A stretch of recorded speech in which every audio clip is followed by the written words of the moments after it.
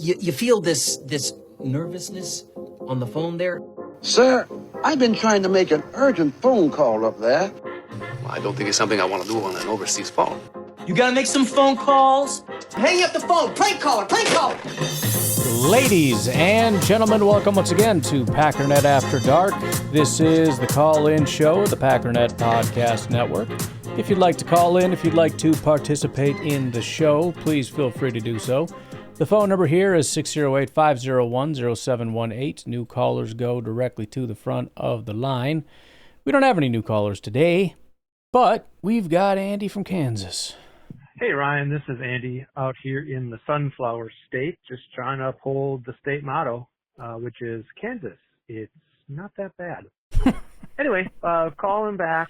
I think I maybe misled people. The last time I called, I left several messages about Goody draft trends, and thank you, by the way, for dealing with all those calls and, giving comments, which I think were very helpful. Just always trying to keep things in perspective and hearing other people's perspectives, just so that I don't think my thoughts are the only ones out there. I was trying to, just say, because of things that I've seen in the past, we should be ready if Goody does these things. I'm not predicting that he actually will. I'm just trying to get people to be looking forward to the draft. Yeah. Because as you have been working on for years, let's not let hopeful or positive fans fall into that negative fan, way of thinking. Not to say that don't be critical. We should be critical. But as far as, how can we look at this and be, just enjoy the draft, right? And that's the number one thing, because we can't do anything about it, right? It's going to happen whether we want this thing to happen or that thing to happen. I think I mentioned that last time. So to identify some Goody, draft trends is to say, look, to enjoy the draft, how about you don't be surprised by what happens? Okay, how do you not be surprised by what happens? Well, figure out some of the things that are likely to happen. And then when they do, if they're, if his choices are immediately disappointing, at least, get over that and say, well, I guess it's not that big of a surprise, rather than be ignorant of the things that he's done in the past. But I think I gave Well, and disappointing based on what? You know what I mean? Like, how much stock are we putting in the opinions we have? Because, really think, where did you even get that opinion from? Who told you this? And why do you put so much stock in what that person told you? That these are the 5 people that would be really great, and everybody else, it was a reach. That was a reach. Says who? Says everybody. No, not everybody. And we can demonstrate that. And not to mention, the Green Bay Packers' entire front office staff, which is much more knowledgeable than anybody that you listen to, disagrees. So, and even if you refuse to believe that because you just think that they're the worst, biggest idiots or whatever, it's not going to be hard to find lots of people that said that this was a first-round pick, this was this was that. So, again, based on what?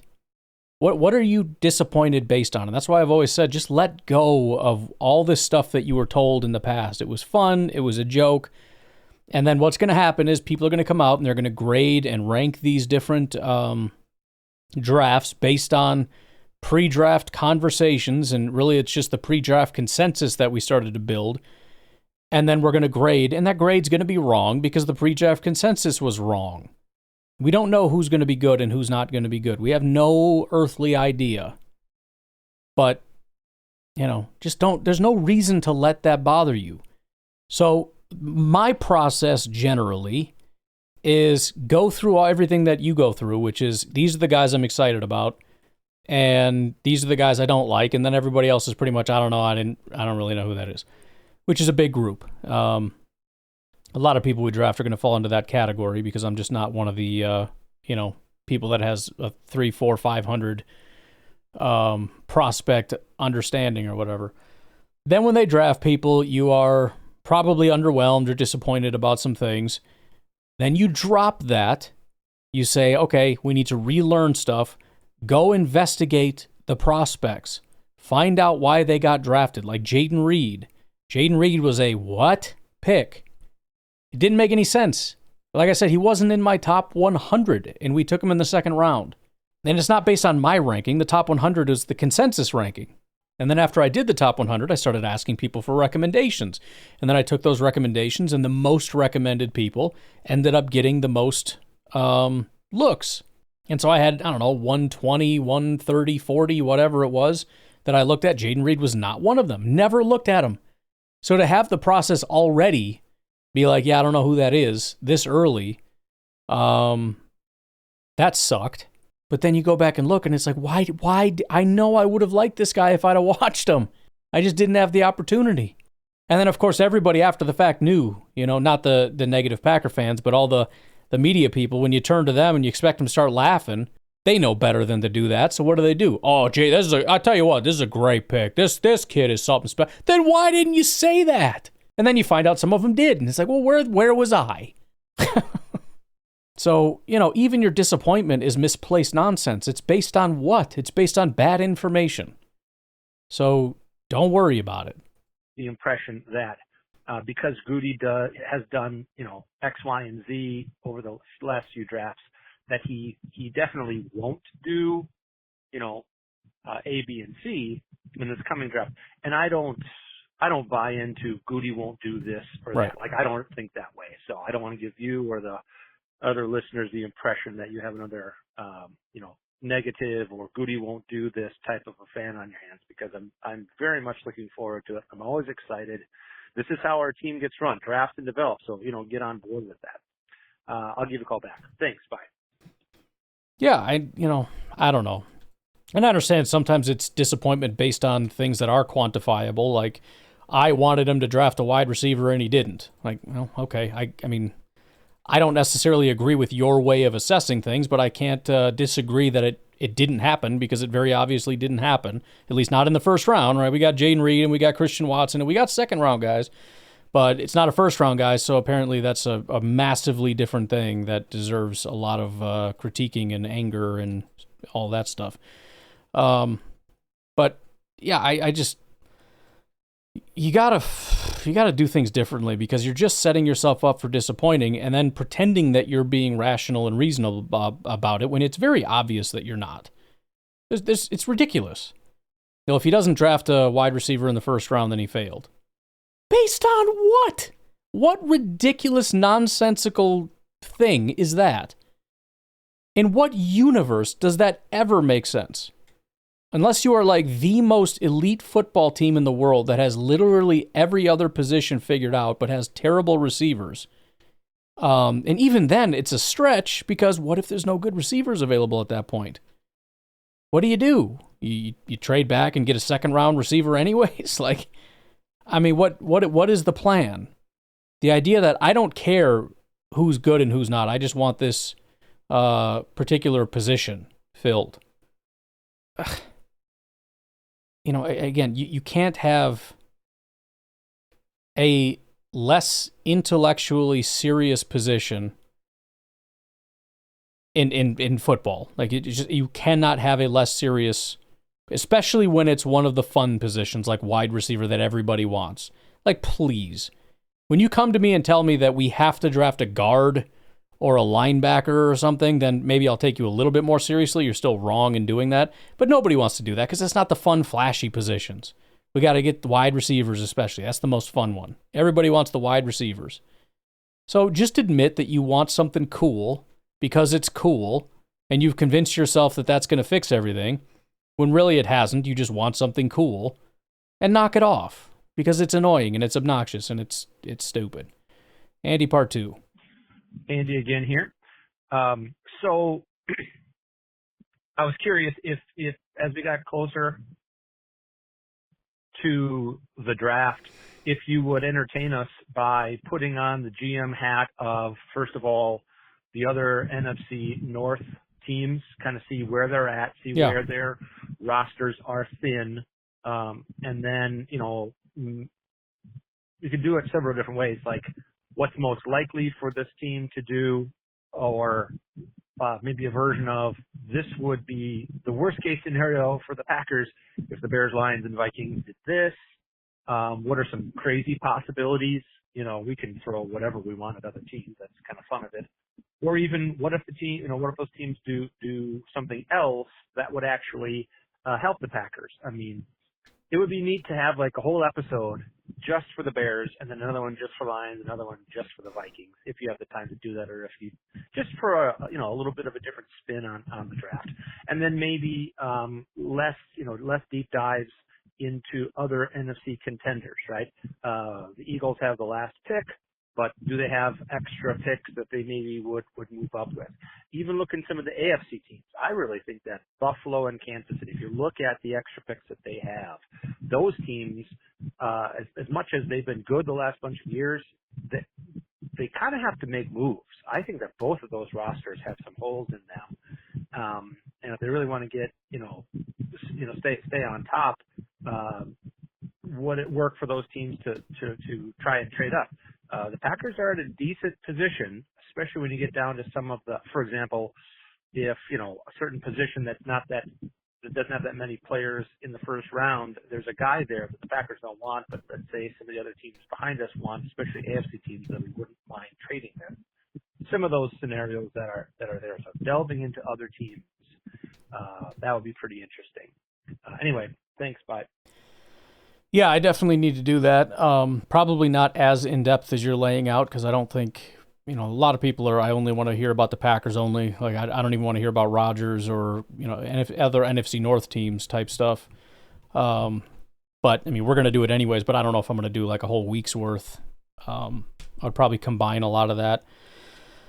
But yeah, that would be interesting to do, especially since I'm prone to attacking teams, especially the Bears, for doing stupid things constantly. So if I lay out ahead of time, here's what I think they need to do, and here's what they need to stay away from. Like last year, I was very adamant they need to trade back. Get your quarterback. Use the other one to trade back because you have no picks. You have no picks. You have to trade back. And the last thing in the world they needed was a third receiver. And what do? They drafted a receiver. Dumbest crap I've ever seen in my life. And how'd that work out? Maybe he's going to be a superstar someday. I don't know, but stupid. It was stupid. But yeah, I would definitely want to do something like that. It's going to take a little bit of work, so I'm not going to do like a, 10% thing today or whatever. But I will say I'm really skeptical of this plan that the Bears are putting on. I guess just off the top of my head, that's the thing at the forefront of my mind before I even look at how many picks, because I know a lot of the NFC North teams gave away a bunch of picks, especially Minnesota, I think. But I'm very skeptical of we need to prioritize guards, centers, and running backs, and that's going to fix everything. Just from a statistical standpoint, I don't know if that's ever been a reality, especially when you're getting older veteran types that are kind of not that good anyways. And so, that brings you to Ashton Jeanty. And, look, the guy scares me. There's no doubt about it. He's a scary football player, and it's always scary if he becomes this elite blah, blah, blah, whatever. But overall, just 30,000-foot view, I just can't imagine that's a plan that's going to fix things. We're going to focus on run-blocking interior offensive linemen and try to get a running back in the first round. It's not a matter of, I think he's going to be bad. It's a matter of how much does that change things? Saquon Barkley went to the Giants. How did that work out? It didn't. It sucked. Notice that a lot of these guys, their success depends on what team they go to. Like when Saquon went to the Eagles, it worked. The Lions drafted a running back in the first round, which I still don't think was a good idea, but he's thriving. Why? Well, because he has 50% carry share behind one of the best run-blocking offensive lines in football. And so the Bears putting together this hodgepodge line saying, let's focus less on protecting the quarterback and more on run blocking, and then go get a running back and see how it goes. And then pretend like we don't have a bunch of other needs. Like, that's just what we need. All we need is offensive line and we're fixed. You ask Bears fans, and that's what they'll tell you. Yeah, no, that's not correct. Vikings, first of all, I want to focus on trying to get younger so we don't have to keep going out and getting free agents every second. Unfortunately, we can't do that because we keep giving away all our picks, which has got to stop. We're becoming the Bears in that regard. But I think very obviously the priority is the quarterback. We got the tackles. We've got the receivers. I think, interior offensive line makes sense. Usually I'd say wait until later, but we don't have a lot of options. So if something occurs in the first round, maybe, although that's been a failure for us in the past, which Nothing sucks worse at swinging at a position you should never draft in the first round and missing, Quay Walker. But it's something to consider. Otherwise, again, you'd have to look at their team a little bit closer. That's just, first thought when you're in a situation like that is help your quarterback. And then Lions, got to get your defense up, man. I know it's hard to know because the injuries cause so much of a problem, and there's already so much turnover there. But it just doesn't feel like a very good unit outside of having, a top pass rusher. Jaden Reed was a decent pickup, but that's probably your only good corner, depending on, where what's his name is sitting, safety or corner. But again, that's just off the dome, my first thought. All right, let's take a break. I'll come back and should have a pretty interesting call on the other side. We'll see how this goes. We'll take a break. We'll be right back. Oh, boy.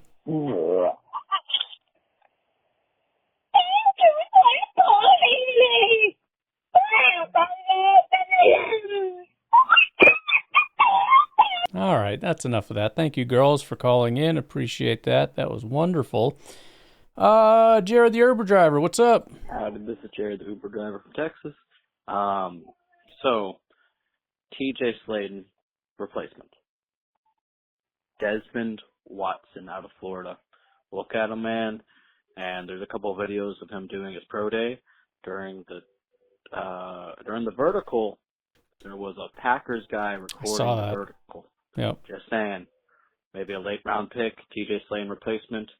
And we've always wanted a space filler for the run game. There is no better definition than this guy. 6'6", 460 pounds. My God. He also did like 36 reps on the bench press. Now, of course, his 40 was slow as hell, but you're not drafting him for that. Come on, let's be real. But all right, look into him. This guy, huge. Anyways, have a good day. Go Pack, go. And have a great Friday. Go Pack, go. Yeah, they don't get much bigger than that. I did see that video, and I saw the Packers guy there doing it. I've always wanted a guy like this, since Gilbert Brown. I mean, B.J. Raji was a big dude for sure, but you just don't see those types of guys anymore. The problem is that's probably for a reason. I mean, I'd be all for it. I'd be excited about it. I'd be rooting for him just as like a fun little, like, that's pretty cool kind of thing. But I have a feeling that wouldn't work super well just based on, what defenses like to do. Like, for example, having people move, like you try to run like a stunt with this guy. I don't know. Maybe he could just like steamroll a couple people and have somebody swoop around behind him. I haven't watched him. Obviously, his pass rush is atrocious. He offers absolutely nothing. He has 2 sacks in his, kind of 4-year career. I mean, it's been 2 full seasons, 1 half a season, and his rookie year he played 94 snaps. But 12 pressures and 2 sacks on 434 pass rush attempts. So he's at, like a 3% pressure rate, 4%, something, I don't know. And 2 sacks in his entire college career is wild. I mean, that's like an accident a couple times. So I'll definitely have to check him out. I mean, it's a super fun thing. I'm pretty confident I'm not going to like it, which is part of the reason why I don't want to watch it. It'd probably be better if I just don't watch the guy and just, be content with the lore of it all and just hope we draft him and see how it goes. Hey, Ryan. It's Brian with a B. What's up? I'm just listening to Packernet After Dark, and I'm realizing that we're both idiots because we can't count. We're talking about the number of offensive linemen that we drafted last year, and I mentioned Monk and Glover, but we both forgot about, a first-round pick, Jordan Morgan. So I guess the Packers did draft 3 offensive linemen last year, and we just didn't see him often enough to notice. But hey, totally agree with your response. I'm really excited about Elton Jenkins in at center. That should be a huge upgrade, and hopefully Banks is good enough that it's not too significant a difference at left guard. So I'm looking forward to an offensive line that's pretty dominant next year. And that's it. Go Pack, go. I don't know where. I feel like it was one of those things that probably started off as something and then morphed into something else. You know what I mean? Where there's this data point that you stick with, and then you slowly get it wrong little by little until it becomes something that just is something completely different that's very wrong. I don't even know what the original point I would have been trying to make was, but listen, the bottom line is the depth at offensive line has become a problem. And I think Gutekunst has consistently gone pretty heavy with offensive line, and I think that continues. I think that's all I was really trying to. That's the main point, I guess. I don't know what the heck the other thing was about. Just misremembering cool little tidbits and sounding stupid. But we got 4 calls left, so why don't we just take a break here? We'll come back and see if we can rip through thems. We'll be right back.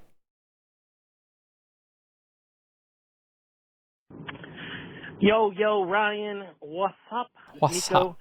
So, talk about receivers today, and God, you freaking nail it yesterday. No one wants this, no one wants this, but everyone wants a receiver. And yeah, that's what I do. I want a receiver. It's kind of funny, too, because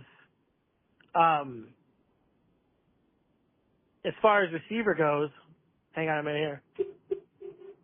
Honking at my buddy.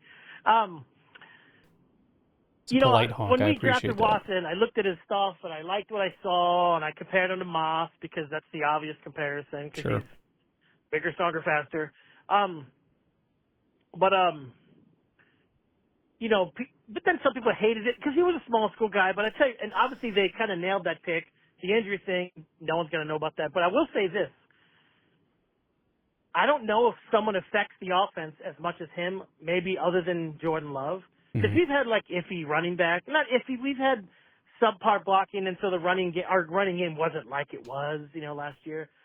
But, man, once you throw Watson in there, the defense totally changes because he is such a threat.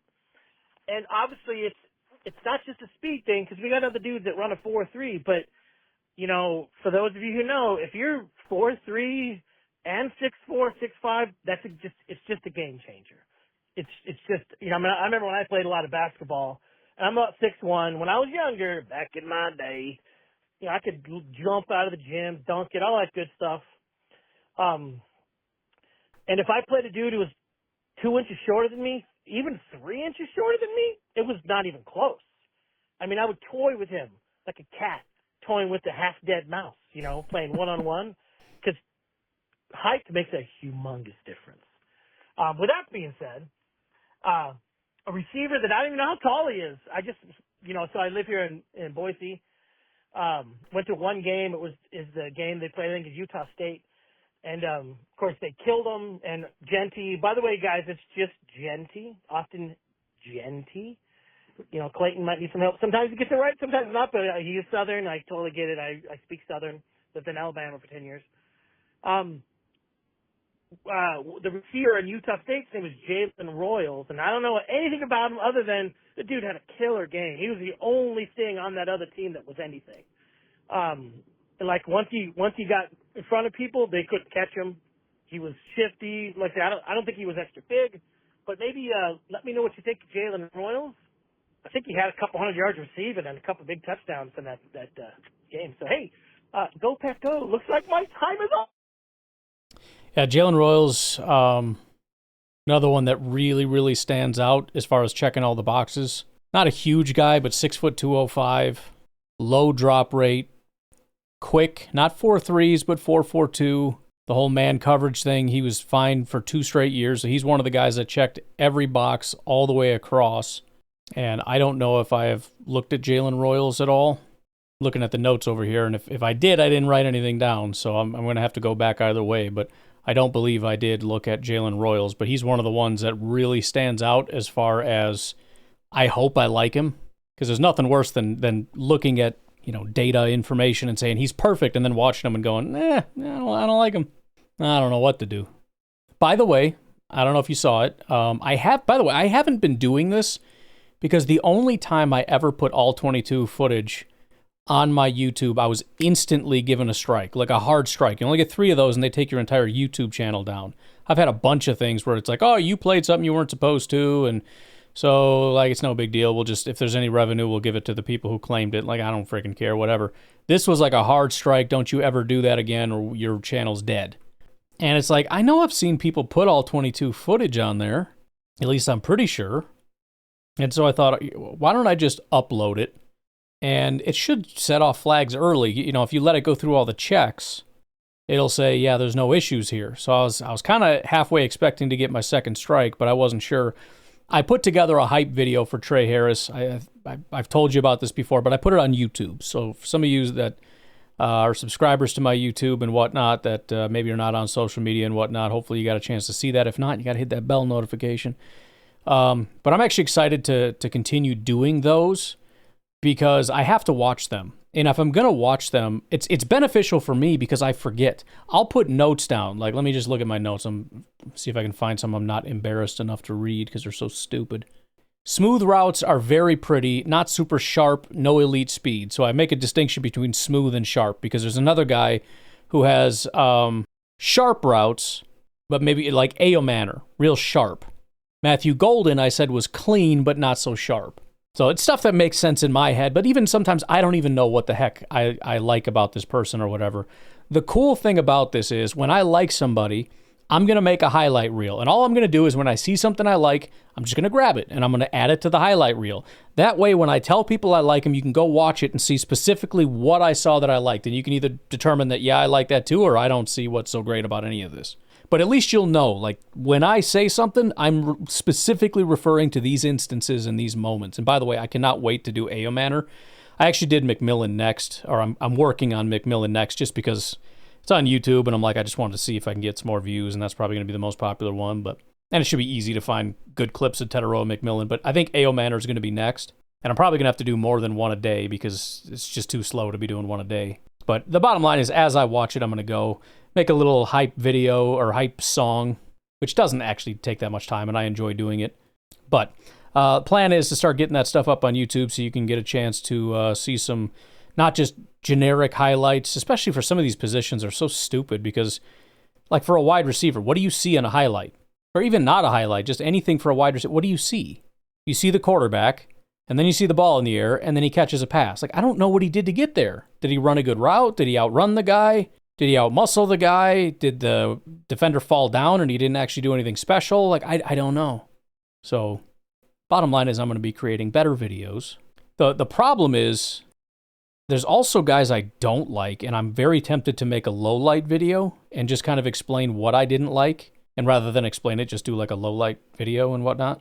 I don't know how popular that's going to play on YouTube, but I also just don't really care because I do whatever I want, you know, kind of thing. Then you got to figure out the music. It's got to be something kind of stupid, you know, like a doop, doop, doop, doop, doop, doop, like a carnival circus music or something. But yeah, go check it out, Packernet Podcast YouTube channel.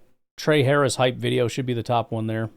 By the way, I haven't put this out there yet, but what I want to do is, if you're a member of Patreon, you can shoot me a message. I'll be sure to check it out, but shoot a message and let me know what videos you'd like me to do so you can recommend that. And in addition, you can also recommend what type of music you'd like me to put to it. So it could be a certain genre, a certain style.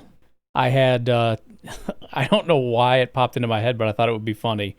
For Tetaroa McMillan, I just thought, I want to do Tekashi 6ix9ine. And it's funny because you can tell sometimes the AI knows what you're trying to do, and it's like, I got you. Because the voice sounds like Tekashi. And there's a part in there that I thought was actually kind of brilliant, because he has super stupid sayings in his songs all the time, like blicky and stupid. And there's a part in the song where it talks about McMillan being smart, and then he says stupid, and I'm like, that's kind of good. I like that. But yeah, you can tell me the prospect you want me to do and to what music. Haters mad 'cause he's too smart, stupid. I love that. I think that's pretty good. That's pretty good. Haters mad 'cause he too smart, stupid. If you want to see that video, I should be dropping that today. Actually, well, hopefully by the time you hear this, it'll be up. If not, then I'm a freaking failure, loser, idiot, moron, jerk off, pansy dork. So, Omar, what's going on? What's going on? It's Omar Firefighter. How y'all doing? What's up? Hey, just calling to jump on the bandwagon. Like, Brian, you was supposed to go to the daggone draft. Here we go. You was the reason I was going to go. Are you going? I was like, man, I ain't going. I'm gonna have to go up there. We get up and eat and everything. Are you going? Now you ain't going. Beer Cheese Billy could have drove to Virginia and I could have drove to... Look. First of all, I didn't say no. So, I don't know. I see. Now I don't want to go getting all intertwined because once I start saying let's just make a plan, now I can't back out, and I don't like that. But I don't want people not going because of me because that sucks. You should hitch a ride with Beer Cheese and come on. You know what would be cool? We got to find out like who's down in Texas, Arizona, whatever. Have a meetup. Have a caravan coming up north. We could even like track it. We could have the crew hanging out, calling in. I don't know. I again, I don't want to be intertwined with this, but removing me from the equation, it's still a good idea. But don't you dare blame me for this. I'm not that freaking cool that you come all the way up here for me. You want to come up for the draft, you should do it. And I want you to do it. Don't start guilting me in this because then I'm going to really start feeling bad. And let me just say, again, the more of you that say, actually, I'm not going, the less likely I'm going to want to go. As much as it sounds like I know I would be somebody who's happy that nobody's going that's going to recognize me so I can just sneak in the shadows and hang out with my kid and have a good time. It would be cool to meet some of you peoples, you know what I mean? Notice I said some because some of you guys, I never want to see you. No, I'm just kidding. I guess what I'm saying is whether I go is going to be determined by how excited I am to go. And if everybody calls in and says, you should go, I'm not, but you should, just makes it feel. First of all, none of you are going, so I'm not going to be able to hang out and be like, hey, what's up, Omar? How you doing? Which, I mean, by the way, talk about scoring like massive points. If that was a thing, all my kids and my wife would be coming. Because nothing would be cooler than walking around Green Bay and just like setting up this fake thing where you guys like, okay, Uncle Rico, why don't you go post up over here? I'm going to walk by and you'd be like, hey, Pack Daddy. You know what I mean? Like one by one, people shout me out and just be like, yeah, dude, I'm, in these circles, Packer fans, like people know me, you know what I mean? And really it's like the 17 people that know me are just like lined up in a row. I saw a video of that. There was some guy out on a date and he had random strangers out on the street. Like, we go up to this little food vendor and he's like, oh man, it's so good to see you. You changed my life. And all the dudes like played a part in it, trying to help this guy out with his date. It was cool, aside from the part that, 20 minutes in, she's going to realize this guy's not cool. He's a freaking loser. But it was a cool thing that the people did is all I'm saying. You get it though, man. Don't put it on me. I want to know. I want to tally who's going. I want somebody to call in and say, I'm going. You stay home, you freaking loser. I don't care. I'm going to be there. Me and Beer Cheese and Nico and Brian with a B and Andy from Kansas and freaking Drew in Green Bay. We're all getting together. We're partying. Packernet After Dark is having a party, even without you, because this show kind of sucks with you anyways. You're just there to kind of facilitate our calls. You're not the good part of the show anyways. You know what I mean? Like, give me that call, and then I'll want to come and ruin your time. But if you guys just keep calling and saying I'm not going, it's like, yeah, see, it sucks, and you don't even want to go. So why the heck would I go? Just saying. Rest of the way or whatever. Who knows? Like, we could have made it work. But coulda. Listen to this. You don't want to go now, so I'm like, well, hell, I ain't going. He ain't going. Yeah, sure. And it's a lot closer to him than me. So that's why I ain't worried about it. I watch it on TV. Watch the stream or something. Like, this is all your fault, buddy. Yeah. I just want to say that it's all your fault. Just want to jump on the bandwagon a little bit, make you feel some type of way. But we love it, It's your choice, So it's up to you. Whatever makes you happy. Freaking hate you guys. But I do want to let you know that you're the reason I'm not going. So, I was going to go, but you're the reason I'm not. Second thing is, there's a second thing. For those of you who, scouting receivers and stuff like that, Steve Smith has been doing his own scouting of wide receivers. That's I think, very for cool. the past 3 to 4 years. He's been doing a pretty good job of explaining people's skill set and what they do good, and if they're going to be good or not. And some people that he said that was going to be trash end up being trash.